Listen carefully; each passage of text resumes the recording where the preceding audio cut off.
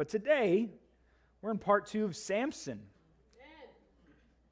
You know I always spell his name with a P? Anybody else here spell his name with a P? I don't know, I think the way I pronounce it, Samson. And so I spell it, and there's always a P, and I'm like, autocorrect. I was like, what do you mean? Oh, that's right, the P. There's no P there. Samson. It's Samson. But just getting right into it, the title of today's message is Don't Be a Flirt. Don't be a flirt. Does anybody have fun flirting? Probably shouldn't raise your hand, but you can raise your hand. Anybody have fun flirting? I sure hope it's with your wife or your husband. I don't really know how well on a scale of 1 to 10 I flirt. You'll have to talk with Evie about that one. But to this day, I still you should see her face right now. It's like, I still like to flirt. I have different ways of doing it. It's not quite the normal way of flirting and trying to be all suave and cool. That was a picture before Justin. Today's flirtatious Justin is more like a toddler who's had way too much sugar, and that's how I try to flirt with Evie, as crazy as it sounds. But we know each other. We love each other. But man, I wonder, I quake and I shiver to even think what Evie would do to me if she ever saw me flirting with another female being. She is wonderful and nice, but you know the old adage about Puerto Ricans, right? They will cut you. And she's probably got a shiv somewhere that I don't know about, and I will get it. So I try to keep my eyes fixed on her. So don't be a flirt. Today in part 2 of Samson's life, see, you heard it, Samson? Today, part 2 of Samson's life, he was a flirt.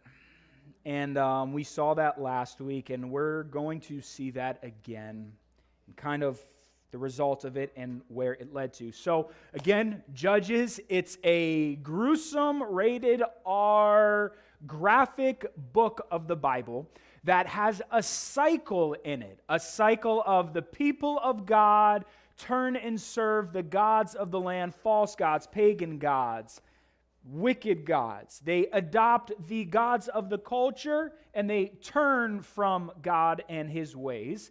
And God says, fine, I'll give you over to that which you want. You want it, here you go. They do. They become enslaved to the very culture that they wanted to be a part of. Now they're in bondage. They're under oppression. They're in warfare.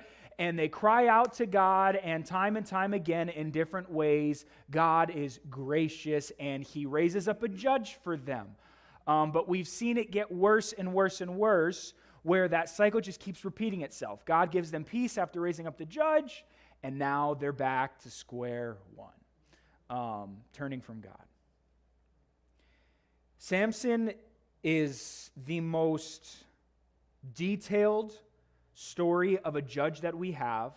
He spans more chapters than any judges. There's the most detail about his origin to his death, as we're going to conclude with today, than any other judge. And he's really the last judge that we see. We're going to conclude with some last chapters and some figures and stories that we see to conclude the book. But he's the last focal point of one person who's supposed to be a judge in this book. And he's, in one way, by far the worst. So let's get into it today. Chapter 16, starting in the first verse, and it says this. Samson went to Gaza, and there he saw a prostitute, and he went into her. That doesn't mean he went into her room. It's trying to nicely say that he had some hanky-panky and fun with her. The Gazites were told, Samson has come here. And they surrounded the place and set an ambush for him all night at the gate of the city. They're at the gate of the city. Notice that. They kept quiet all night, saying, let us wait till the light of the morning, then we will kill him. But Samson lay till midnight, and at midnight he arose and took hold of the doors of the gate of the city and the 2 posts, and pulled them up, bar and all, and put them on his shoulders, and carried them to the top of the hill that is in front of Hebron. So we know Samson from last week is a man endowed with supernatural strength through the Spirit of God, and he's been using it for his own personal selfish gain and not to the glory of God. We know Samson from last week is a very wise and cunning man who uses his wisdom and his cunning for his own selfish gain. And we know Samson is a flirt, and he loves prostitutes. We also know Samson took something called the Nazirite vow, which I'll get into in a minute. But in these first 3 verses, the author wants us to see that this is the cycle of Samson repeating itself. And he is a representation of the people of Israel and the cycle repeating itself. So the cycle begins again. Now, I read these first 3 verses and I was kind of like, what's the point of this?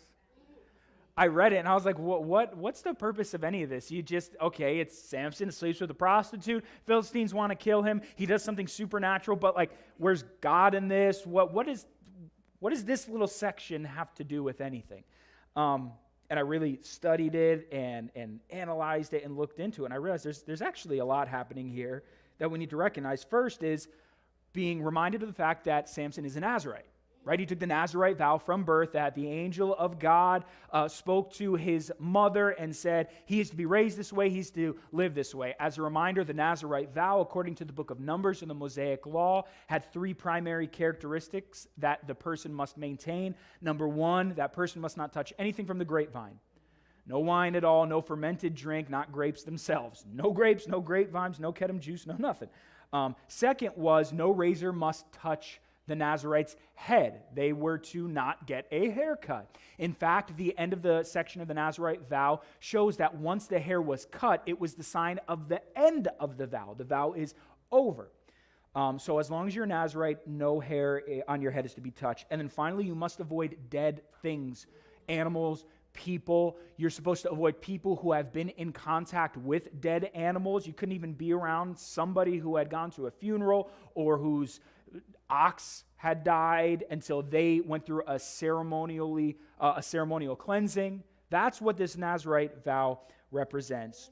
And I said last week that what we learn from Samson, especially when it comes to his flirtatious, sexually immoral tendencies, and he loves to sleep with prostitutes, was that while that's not explicitly named in the Nazirite vow, it is explicitly forbidden in the rest of the Mosaic Law. And the vow was to be kind of like an offering, an above and beyond. Or you can think of it in a sense, like maybe in a category like fasting. We're not always doing it. It's this above and beyond way to glorify God and draw near to Him and grow in our sanctification. But that being said, that's what the Nazirite vow is. Just because he was a Nazirite doesn't preclude him from needing to follow the stipulations of the rest of the law.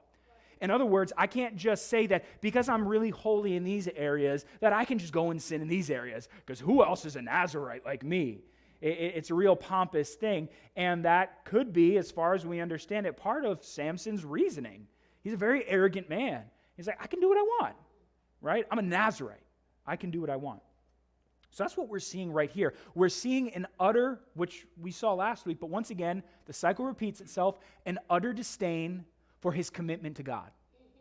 His commitment to God has no value for him whatsoever. He enjoys going and sleeping with prostitutes, Nazirite vow or not. Now, it says that as he's sleeping with this unnamed prostitute in Gaza, the Philistines become aware and understand that based on Samson's story right now, he is the public enemy number 1 of the people of the Philistines. He's killed over 1,000 of their men according to the story that we've read so far. And now he is in one of their primary capitals, sleeping with one of their prostitutes. And they find out he's here, and they lay in wait at the city gate. But it says Samson was wise, and he understood that they were there. He heard about it. And we don't know how this went down. The text doesn't say, but it said he goes to the gate, rips up the gate by its posts, puts it on his shoulder, and carries it up to the hill of Hebron. Now, Again, you might be wondering, but wait, they were waiting at the gate. Were they asleep? Did God supernaturally do something to them like he's done before to other people so that Samson would go unharmed? I kind of think they were just in shock because they're like, wait, the plan was to wait till morning, and he's just walking right to us, knowing we're here, and then he just stops and picks up the post and lifts this massive gate up and puts it on back and carries it out. That's kind of what I think because it's funny and unbelievable. And then he carries it up to the hill of Hebron, and he places it there, and then it ends there, and then it'll start a new section that we'll read in a moment. And the question is, what's the point of this? So we've kind of talked about how he's disregarding his Nazirite vow. He takes this door, and he travels, as we can ascertain, from Gaza to Hebron. It's about 40 miles, and it's a 3,000 elevation. So, and he's got this gate on his shoulder. Imagine that treadmill workout. Like, I don't even know what that would be like. Treadmills only go up to like 15, some of them. And he's going up to 3,000 feet, so he's probably got like a breathing aspirator if you're on a treadmill to make breathing harder. And you put the world's biggest weighted vest on you, and it still wouldn't compare to what he does. It's like, what is going on? But I think it actually tells us pretty plainly that at the start of the cycle, once again, we have a person who is utterly full of himself and doesn't think there's any consequences to his actions, and he can actually get away with a lot through the very empowerment that God has blessed him with.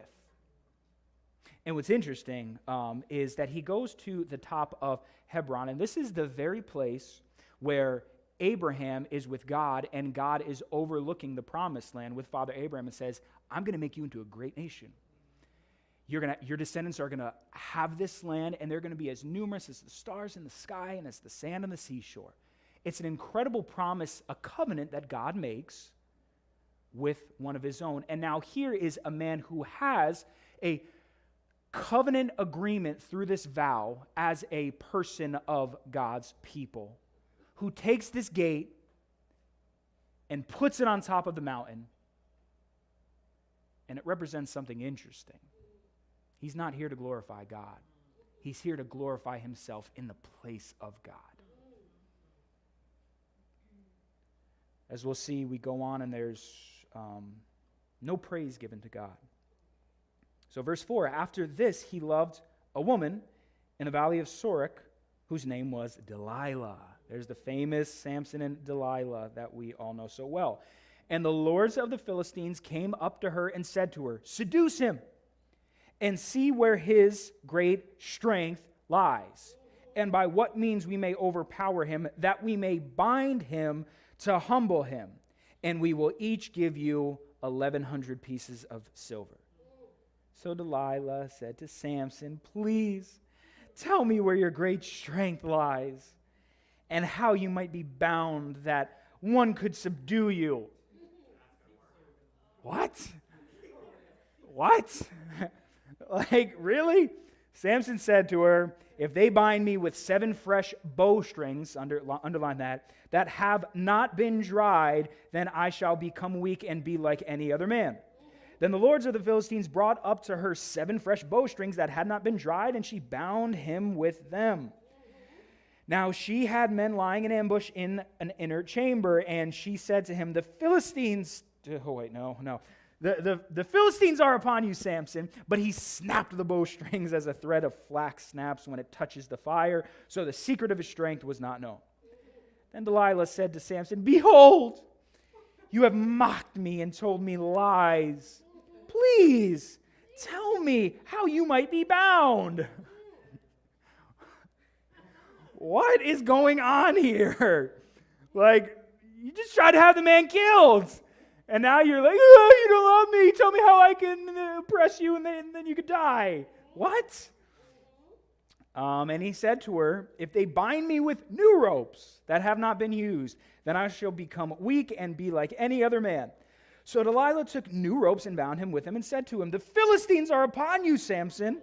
And the men lying in ambush were in an inner chamber, but he snapped the ropes off his arms like a thread. Then Delilah said to Samson, until now you have mocked me and told me lies. Tell me how you might be bound. And he said to her, if you weave the 7 locks of my head with the web and fasten it tight with the pin, then I shall become weak and be like any other man. So while he slept, Delilah took the 7 locks of his head and wove them into the web, and she made them tight with the pin and said to him, the Philistines are upon you, Samson. But he awoke from his sleep and pulled away the pin, the loom, and the web. Huh. What an interesting little interaction and dialogue. The woman that he loves. All right, so here's a point that I'll give you, and we'll talk about this. The love of God here is exchanged for the love of a prostitute who exchanges Samson for a payday. The text isn't clear explicitly that she is a prostitute, but many scholars agree that she is because of the men coming and saying seduce her. That was likely a part of her act and her profession. She could have not been, but it's mostly assumed that she is. So the very love that God has for Samson, Samson is playing with. And he gives it up for a prostitute who then gives up that love that he has for her love, whether it's love or lust, for a payday of 1,100 shekels, which is apparently, after the math was done from inflation of the times to today, about $15 million. That's a nice payday. So it's like, yeah, that's quite the temptation right there for any person to want to sell out their man, whether they really love him or not. So, did you notice that Samson's first response was actually him breaking one of the stipulations of his vow? You might not have, and I wouldn't blame you for not. He says in her first question, tell me how you can be subdued. He says, bind me with 7 fresh bowstrings. In this day, bowstrings that were used in a bow were made out of animal intestine. And now he says, not even dried out and old, but give me fresh parts of a dead carcass and bind me with them. This man who's lived his life by a particular vow is so arrogant that he's saying, even if I break one of the stipulations of my godly vow, I still am going to have the upper hand. What arrogance. Treats with contempt his relationship with God. And understand, this just happened, 4 times? There's 4 interactions between them, or 3 at this point. There will be 4, it's either 4 or 5, something like that. He keeps going back. Remember, Samson's not an idiot. He's very smart. He's very wise and cunning. So do you think he's not on to Delilah? Especially after the first encounter? So why does he keep giving into her lamenting and crying and badgering? Arrogance. It's funny. There's a lot of debate. I told you last week, Samson's name is Little Son, or the fun little play on words is Sonny Boy, right?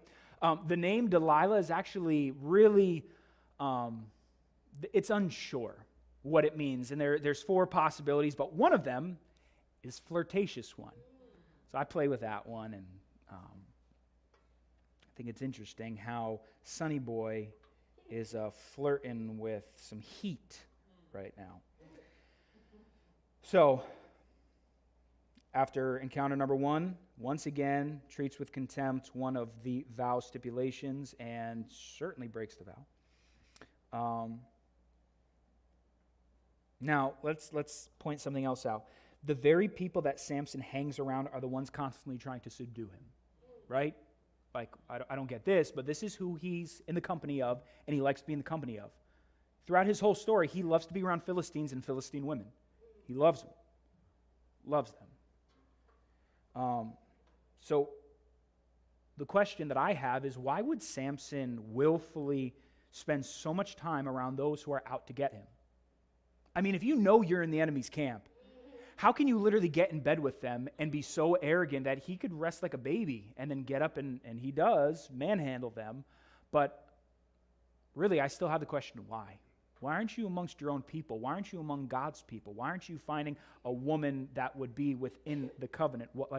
Why are you doing all of this?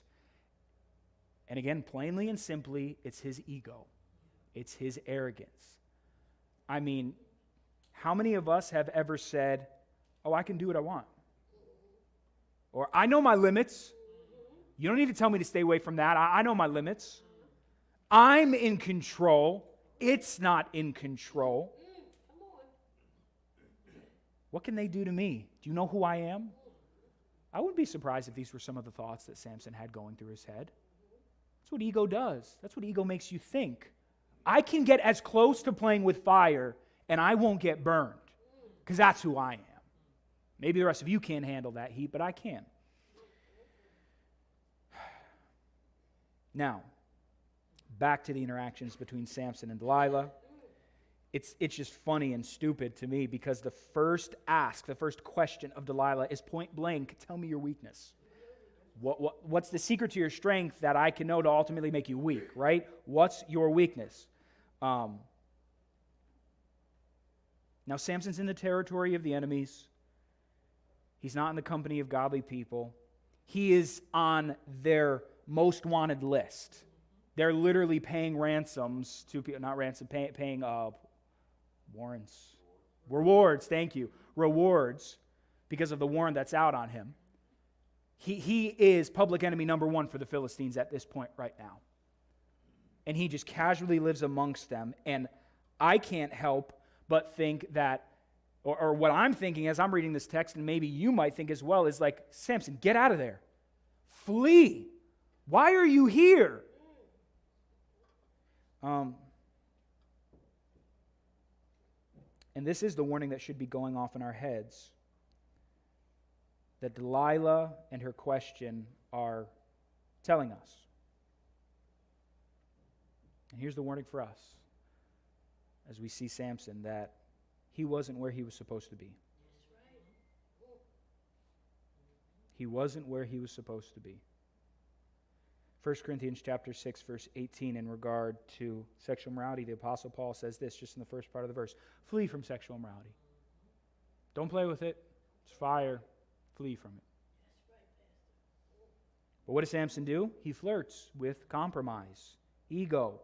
I can handle it. This isn't too much for me. Don't tell me what I can't do. Jesus, Matthew chapter 18, verses 7 through 9, he says this: woe to the world for temptations to sin. For it is necessary that temptation come, but woe to the one by whom the temptation comes. Verse 8, this is where it really gets important. And if your hand or your foot causes you to sin, cut it off and throw it away. It's better for you to enter life crippled or lame than with 2 hands or 2 feet to be thrown into the eternal fire. And if your eye causes you to sin, tear it out and throw it away. It's better for you to enter life with 1 eye than have 2 eyes to be thrown into the hell of fire. Jesus is speaking in hyperbole. He's trying to get the point across to us that sexual immorality is not to be messed with. Right. Do whatever you need to get away from it. Have nothing to do with it. In short, what Paul says, flee from it. Get rid of whatever it might be that leads you to it. That's why that first verse is a woe, a condemnation. He said temptations are a part of the world, but woe to the one through whom temptation comes. And now for us, being in the presence of it, the command is have nothing to do with it. And if there's anything that you know in your life that is going to easily lead you to give in to temptation, cut it off, gouge it out. Don't play with it. What is Samson doing?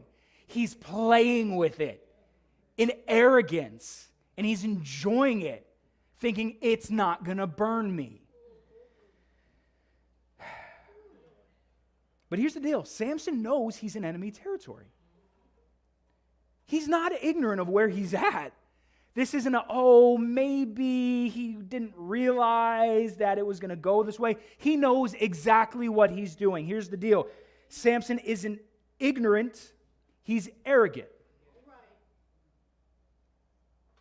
Both are dangerous, but I would dare say arrogance is way more dangerous. And truly, what a dangerous characteristic arrogance is. Proverbs chapter 16, verse 18 says this: "Pride goes before destruction, and a haughty spirit before a fall." Proverbs is, as we're going to see through the life of Samson, going to be fulfilled as truly a wise statement. Pride is what leads to destruction, and an arrogant, haughty spirit is what precedes a fall, a hard fall flat on your face experience in life. So, Samson, in all of his responses, is doing what? He's lying. Every one of those responses that he gives to Delilah is a lie, right? It's a lie. So another way of playing with fire. But notice each time he gets a little bit closer to the truth. Because the last response that we read now went from binding him with something in his hands, which really had nothing to do with his strength other than the first one, which was using dead animal intestine. But this last one says, it has to do with my hair. He didn't tell her the truth that it needs to be cut off, but he did get pretty close. And he says, bind it tightly. And I don't know what to do with it, but I do find it interesting that the minute Samson wakes up, he pulls all that adornment and stuff out of his hair and the webs and the pins and all that. I don't know what to do with that, but it definitely is telling you he's getting really close to the answer. And he's leading her along. What arrogance. Verse 15. And she said to him, "How can you say I love you when your heart is not with me?" Man, just gets you right there. "You've mocked me these 3 times. You've not told me where your great strength lies." And when she pressed him hard with her words day after day and urged him, his soul was vexed to death. He was fed up. He was tired. And he told her all his heart, and he said to her, "A razor has never come upon my head, for I have been a Nazarite to God from my mother's womb. If my head is shaved, then my strength will leave me, and I shall become weak and be like any other man." When Delilah saw that he had told her all his heart, she sent and called the lords of the Philistines, saying, "Come up again, for he has told me all his heart." Then the lords of the Philistines came up to her and brought the money in their hands. She made him sleep on her knees, and she called a man and had him shave off the 7 locks of his head. Then she began to torment him, and his strength left him. I have no idea what that means when it says began to torment him. I studied that. Who knows? But she tormented him. It's got this really vile, evil thing because he's asleep at this point, and she's tormenting him. So I wonder if this is her just maligning him, saying, "You're a stupid, good-for-nothing loser. You gave in to me, even though you probably saw right through me. Shows what power I have over you, because as strong as you are weak in my hands. You're not carrying any gate out of here tonight."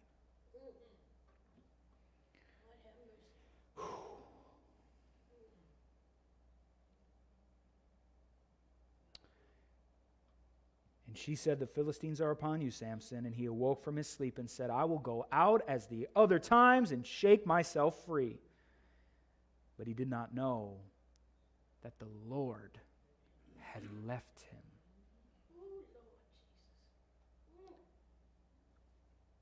He didn't know. This speaks back to his parents being incapable of recognizing that it was the Lord amongst them. Speaks to all the times that the Lord had delivered Philistines and animals themselves into Samson's hands, and he didn't recognize this is from the Lord. And so the Philistines seized Samson, and they gouged out his eyes and brought him down to Gaza and bound him with bronze shackles.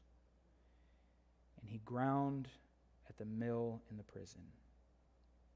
but the hair of his head began to grow again after it had been shaved. So, Samson, he finally goes all the way and he compromises the source of his strength. We've seen up until this point, Samson, time and time again, he has no problem going to the fruit of the vine, the vineyard, wine, parties with guys. He has no problem with that. Certainly has no problem going and breaking the other stipulation of his vow and being around death. He plays with it. He scoops honey out of the carcass of a lion. He picks up a fresh jawbone of a donkey to smite his enemies. And again, I didn't mention that last week, but think about the arrogance of that. God says, I've given you power, and he was and did deliver the Philistines into the hands of Samson. But what's the one weapon that Samson decides to pick up? A part of a dead carcass. What an insult in the face of God. Once again, he has no problem as his hands are bound with 7 bowstrings of animal intestine. No problem breaking it. And then now he goes all the way thinking, I've come this close to the fire. It's not going to hurt me.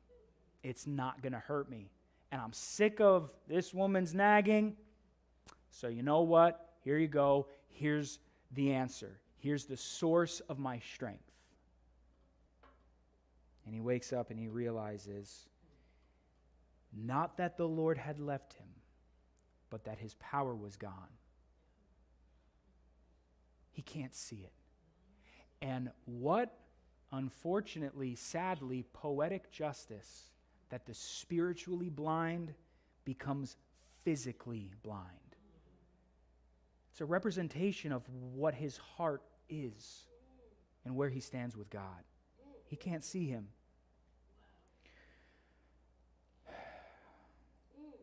It's also pretty sad as this is pretty much one of the only times that Samson actually acknowledges God. Whenever he talks about his vow, he's not talking about God. He doesn't talk about his vow. And so right here, and he says, it's from God. It's a vow I made to God, the Lord, Yahweh. And then immediately compromises it. So here's a point that I want to give you. Constant, willful exposure to sin will lead you to compromise. I cannot express that enough. Whether it be with the friends that you keep or the territory that you live in and what you surround yourself with. We are in the world and we cannot escape temptations. We cannot escape wickedness. So the call is not to go and be a monk or a hermit or, God bless them, but a Mennonite or something like that. It's not to be utterly removed from the world. We're to be in the world, but not of the world. The problem is, again, we try and get as close as we can to the world.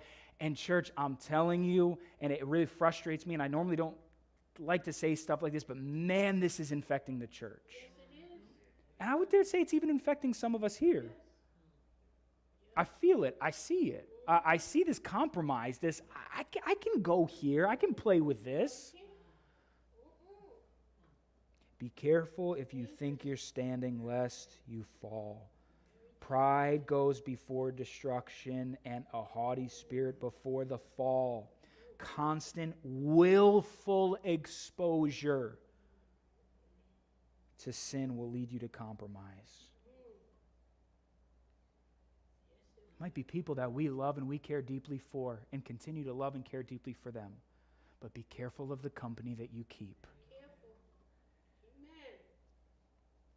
So the sad part about this is the enemy, they want to know the source of his strength so that they can make Samson weak, right? But Samson confesses how he will lose his strength, right? He's going to the source and he's giving them what he wants. And the source of his strength is God. Watch this. Who has no weakness. So really, they want to understand the source of his strength, but they want to know how we can make him weak. They want to know what makes you weak. And Samson, plain as day, expresses the source of his strength. Exactly what they want. Now, all the enemy can do for us here today, all the enemy can do is get you to compromise your walk with God. That's all that he can do. He will send whatever temptation he can to get you to walk away from him. Samson is a human being weak in the flesh, as we all are, right? So what makes him strong? What makes him impervious to the attacks of the enemy? God. The source of his strength is God.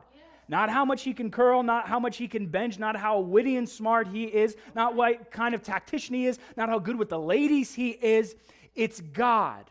Apart from God, he's weak. But with God, they can do nothing to him. And they say, we want to know your strength. And he tells it to him. And he compromises. He cuts the line.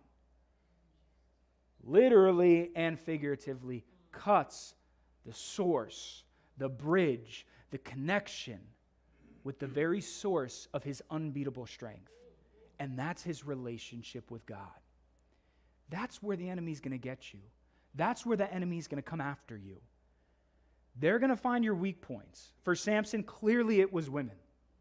And clearly it was arrogance and pride. The enemy's going to find your weak points, and he's going to press you and press you and press you and press you, because what he wants is to do everything he can to separate you from the source, and that's Jesus. If the enemy can get you out of church, if the enemy can get you out of healthy, godly relationships, if the enemy can start to convince you that what is right is wrong and what's wrong is right, he is severing your connection with God. If the enemy starts to convince you to adopt arrogance and say, I can get close to the sun, I can mess around with these people, I can be around these substances, I can play in this environment, he's leading you exactly where he wants you to be. So my call to you as Christians, please, can we stop being so arrogant? Please. And I'm speaking to myself. But can we please stop walking around saying, greater is he that is in me than he that is in the world, and we go into, you name it, I don't care where. But a place we shouldn't be, with people we shouldn't be, doing things we shouldn't be. Please, please. Because the contemporary evangelical church is trying to show us that we've got to be more like the world. And I get trying to be whatever, like I don't think we're sticks in the mud, me and Pastor Chase. I mean, you saw those pictures before, and you see us now. We're not some old curmudgeons that are trying to hold on to old traditional religious ways. We're not. We're not trying to lead that way. But we also cannot blur the line between what is holy and what is profane, what is godly and what is secular. We've got to draw a line somewhere. And right now, what's circulating in the realm of Christianity,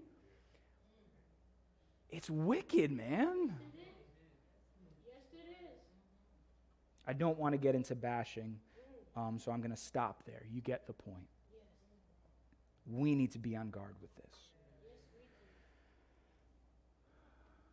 Yes, we do. Can I have my phone, Evie? I don't think I brought a Bible out here, so I need my phone. I don't even have my phone. Is my phone not there? I guess I left it everywhere. Evie, can I have your phone, and can you look up Psalm 115? Thank you.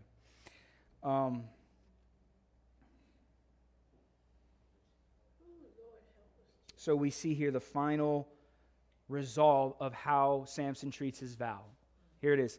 He treats it like a toy to be played with rather than a calling to be lived by. His vow is a toy that he picks up and plays with for his own pleasure rather than a calling to be lived by.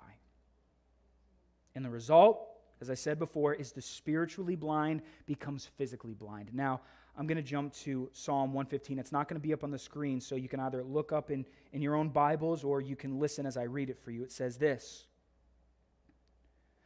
Not to us, O Lord, not to us, but to your name give glory. Yes.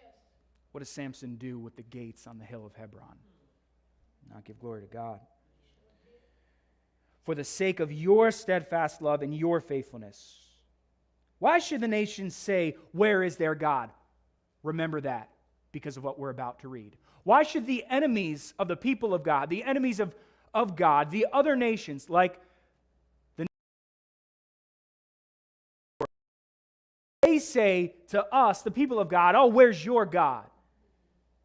Our God is in the heavens, and he does all that he pleases. Watch this, verse 4, referring to the pagans, the people who are against God and his enemies. Their idols are silver and gold, the work of human hands. They have mouths, these idols, but they do not speak. They have eyes, but they do not see. They have ears, but do not hear. Noses, but do not smell. They have hands, but do not feel. Feet, but do not walk. And they do not make a sound in their throat. Those who make them become like them. And so do all who trust them. This text nowhere explicitly says that Samson walks around paying homage and sacrificing to pagan gods, but Samson's story is the most chilling because it represents for us today the reality that we don't need to be going to some pagan shrine to worship a false god. And here's the deal. It says that they will become like that which they worship. Eyes but don't see. What happened to Samson? Got his eyes gouged out. What happened to Samson's poetic reasoning, his cunning, and his voice? He's a slave now. He doesn't get a voice. What happens to the freedom with which he could come and go to Gaza and Timnah and all these places to sleep with prostitutes? Now he's in chains, and his feet don't get to go where he wants to go. He's become that which he's worshipped. Verse 23, now the lords of the Philistines gathered to offer a great sacrifice to Dagon, their god, and to rejoice. And they said, our God has given Samson, our enemy, into his hand. What did we just read from Psalm 115? Why do the nations get to say, where is their God? And right here, because of Samson's arrogance, what are the nations declaring? That Dagon, a false god, has triumphed over Yahweh, the true God. Samson gave them that opportunity. The chosen, set apart Nazarite gave them that.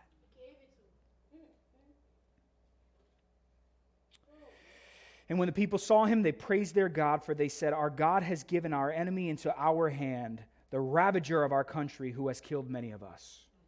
And when their hearts were merry, literally drunk, they said, call Samson that he may entertain us. So they called Samson out of the prison, and he entertained them. They made him stand between the pillars. Now, I want you to pause right here real quick and understand that because of the worship and the sacrifice that they're giving to Dagon and his honor, they're likely in the primary temple of Dagon, or Dagon, whatever. And there's a massive amount of people, as we're going to see here, 3,000 plus people. Governors are there. It's a party. It's who knows what's going on right now, but it is a party, and they're drunk out of their minds, over 3,000 people celebrating together. And then they call Samson. And Samson said to the young man who held him by the hand, let me feel the pillars on which the house rests, that I may lean against them. Now the house was full of men and women. All the lords of the Philistines were there, and on the roof there were about 3,000 men and women who looked on while Samson entertained. Then Samson called to the Lord, O Lord God, please remember me, and please strengthen me only this once, O God, that I may be avenged on the Philistines for my two eyes. The NIV is actually a better translation here because of the active nature of the language, and it says this, it won't be up on the screen. It says, Samson says to God, let me with one blow get revenge on the Philistines for my two eyes. It's a little bit more direct with the heart of Samson. Not, God, will you avenge me? God, I want revenge. And Samson grasped the two middle pillars on which the house rested. And he leaned his weight against them, his right hand on the one and his left hand on the other. And Samson said, let me die with the Philistines. Then he bowed with all his strength, and the house fell upon the lords and upon all the people who were in it. So the dead whom he killed at his death were more than those whom he had killed during his life. That's important. And then his brothers and all his family came down and took him and brought him up and buried him between Zorah and Eshtaol in the tomb of Manoah his father. He had judged Israel 20 years.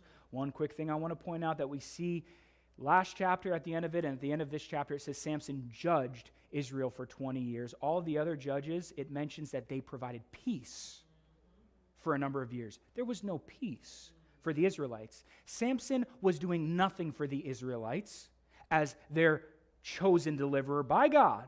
He was doing nothing to glorify God of his own accord. He was doing all this for himself. He judged them, but he didn't lead them. He didn't give them peace. He didn't glorify God.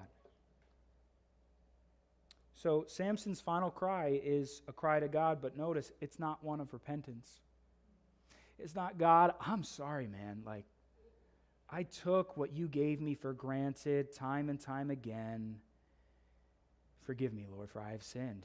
It's none of that. It's, God, if you're listening, I just need a little bit more juice right now, and I'm going to bring the house down because I want revenge for my 2 eyes that were taken from me. It's what he wants. To the very end, it's what he wants. And he's just going to God to get what he wants in this moment. It's not a heroic end.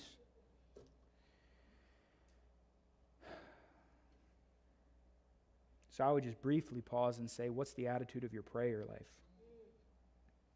Is it to glorify God, or is it constantly to get what you want and hoping in a roundabout way that maybe it'll glorify God? Or you just don't care if it glorifies God. You just, God, pay my bills for me this month. God, give me that car that I need this month. God, send him or her to prison this month. I don't know.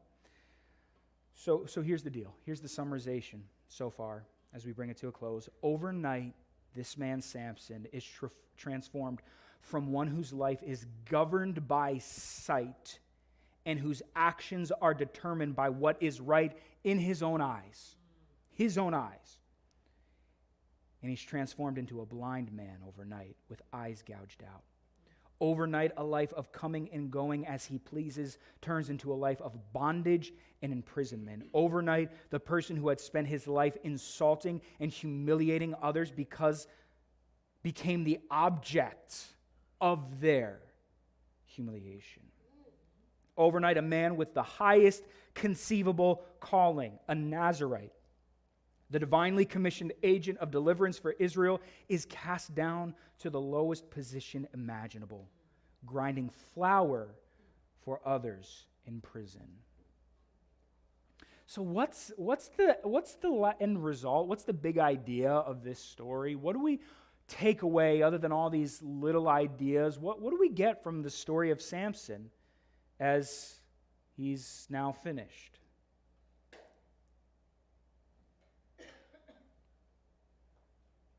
Who's the one left standing? Samson brings down the pillars, and he, along with all of the Philistines, are dead. But there's actually a character that's still left standing here. You want to guess who it is? It's God. You remember back at the beginning of Samson's life, when his parents are trying to plead and urge him not to go after the Philistine prostitute. It says in parentheses, they didn't realize it, but this was all a part of God's plan. And we made the point that, I put it as simply as I possibly could, God uses the tools that he has at his disposal, and kind of it is what it is. The Israelites are so far gone. God's will is still going to be done. It's just unfortunate the means in which it has to be done. People who, in spite of being set apart from before they were even conceived in their mother's womb, who have been called by God, purposed by God, made holy by God, made set apart by God, still choose to do what's right in their own eyes and not follow God's way. But guess what? The story of Samson reveals how God is still working even when godly people are compromising. I love this story because it shows me how great God is. Church people, no matter how far we might see other sects of Christianity compromise, God is still going to get the final say, and the will of God is still going to be done. Even if your family members who profess to know God and claim to have heard the voice of God and follow him are walking in utter debauchery, recognize God is still on the throne and he will not be stopped. That's right. Amen. Thank you, Jesus. But it also teaches us, man, why don't I get in alignment with God? What's fascinating is God still, through Samson's death, defeated more Philistines, his enemies, than through Samson's life. A little over 1,000 while he was alive, 3,000 at least in his death. Man, God's will is still going to truly flex itself and show that it is the power. Samson's power? It's my power. Dagon? Who? Who? That deaf, dumb, mute idol that you came up with? Who? That you're saying defeated me? None of you are laughing now. None of you are saying that now. There's one man left standing in this story. It's God. He's always going to get the final say. So here's the deal, and here's what I would encourage you as we close. Here's what I want. Here's what I want to pray. I want to be someone that works with God rather than works against him. I want to be someone that submits to God rather than tries to manipulate what God has given me for my own personal gain. I want to be of one accord with God. I want to abide in God. I want to follow God. Man, what might Samson's life have looked like if he was in one accord with God? Would you stand with me on your feet?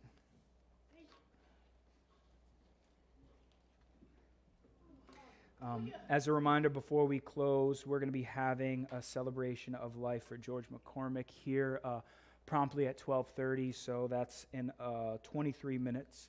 So we invite all those that would like to remain here and be a part of that as we honor George's life. But I would truly invite you in your own way to just take a moment and pray in your own words, something that echoes this attitude that I want to be someone that works with God, not against him. I want to be someone that's humble, not arrogant. I want to be someone that flees from temptation of all sorts and not plays with it. I want to be someone that says, in my weakness, your power is perfected, God. I want to be someone who trusts in Jesus, not in my own smarts, not in my own savviness, not in my own intellect, not in my own strength. I want to trust in God, and I want to follow God. So I invite you, just take a moment and pray that in your own way, in your heart. Thank you, Jesus.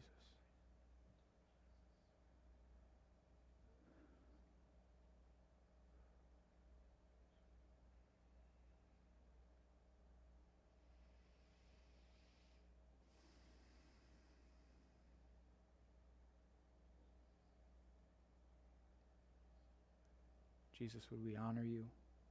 Would we follow you? Would we trust in you? Would we pick up our cross today and follow you? Would we flee from this world and the temptations that are calling us to come and get in bed with it?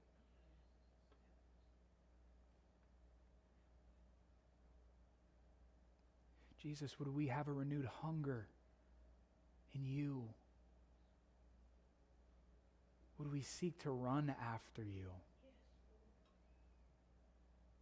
Truly, Jesus, a recognition to say, I need you, God.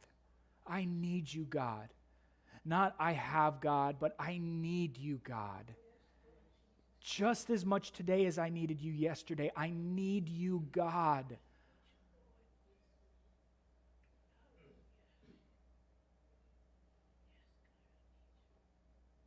So Jesus, I thank you for your word. I thank you for all of its truth. And I thank you for the work that it's set out to accomplish, and that it will not return void. So would there be such a return on the work of your word in our hearts today, I pray. And in Jesus' name, the people of God said, amen, amen, amen. God bless you. And we'll get started here in about 20 minutes.